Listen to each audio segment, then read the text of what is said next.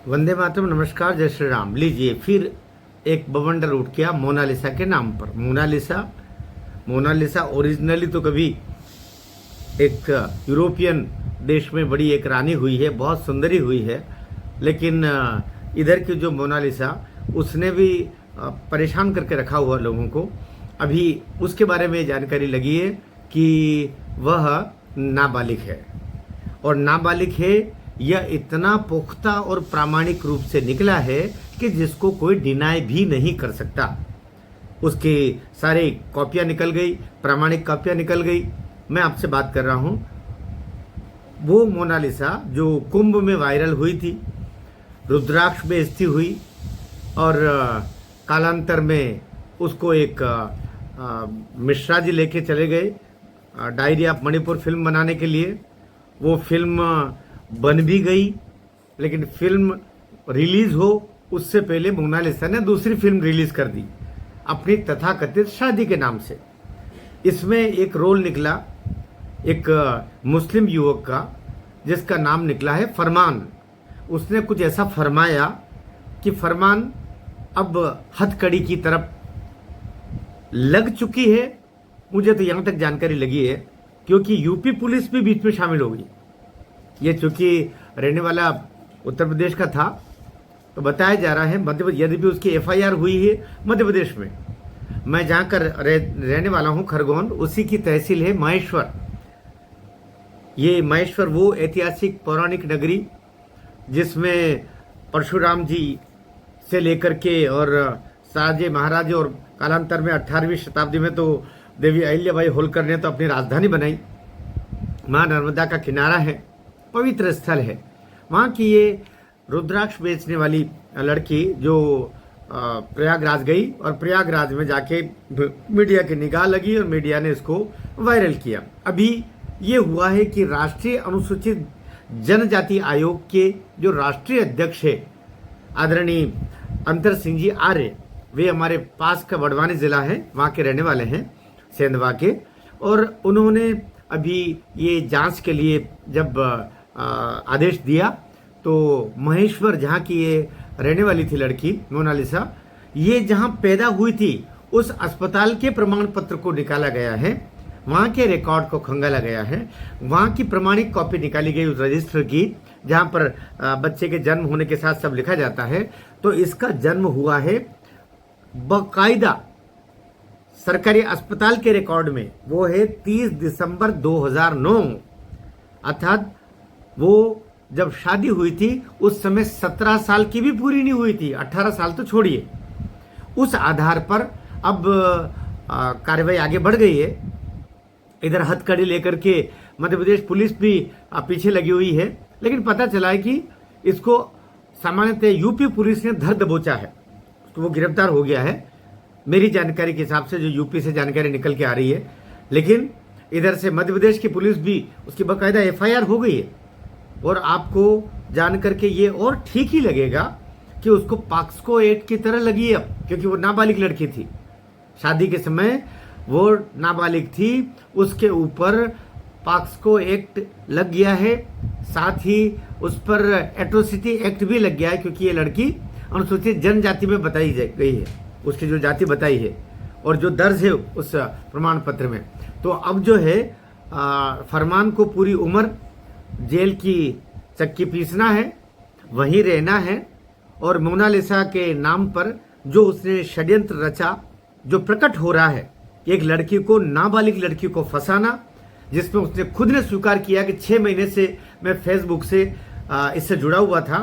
फिर ये लड़का पहले खुद भी रुद्राक्ष पहन करके और तिलक लगा करके और हाथ में कलावा बांध करके और फोटोग्राफर बन के गया था, और अंतोगत्वा इस लड़की को उसने फांस लिया। लेकिन उसका दुर्भाग्य, और मोनालिसा का भी अब तो दुर्भाग्य कहना चाहिए, जिंदगी उसने बर्बाद कर ली है।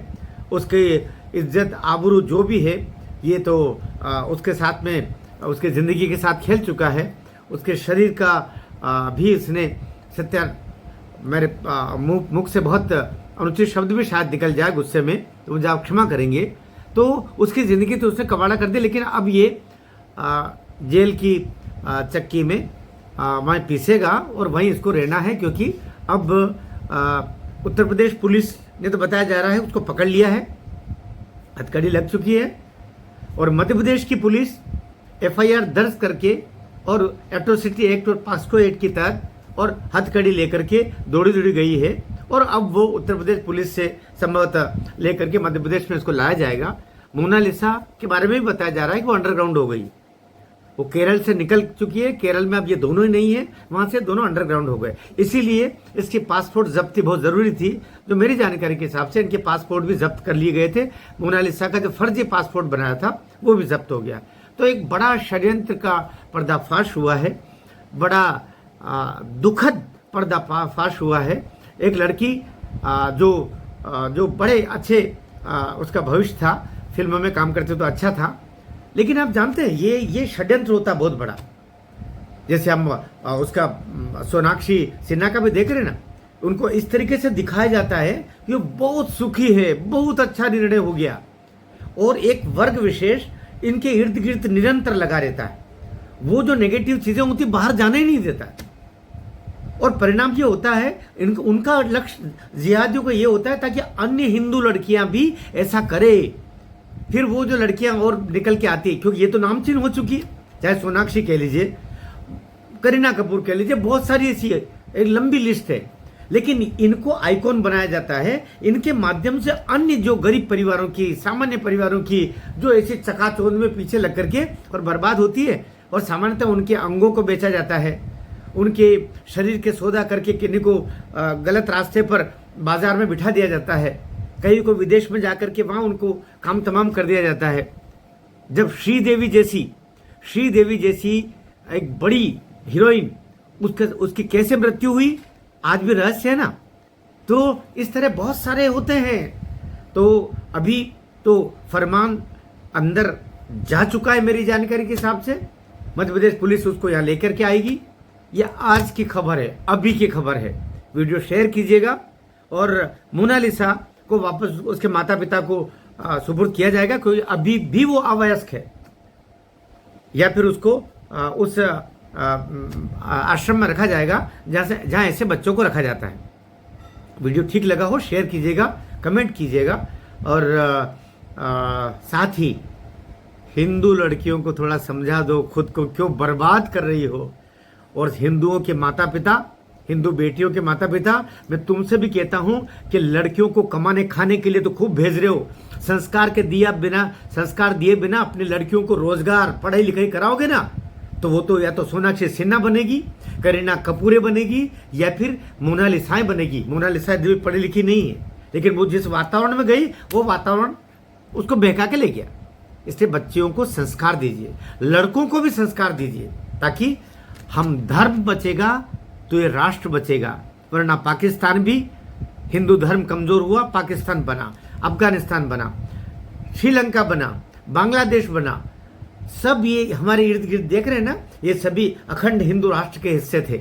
लेकिन हिंदू धर्म कमजोर बना, जिहादियों ने अपने तांडव मचाए, और हम कहीं के नहीं रहे। वीडियो ठीक लगा हो, थोड़ा कड़क भी लगा हो, तो भी मुझे आप क्षमा करेंगे। भारत माता की जय।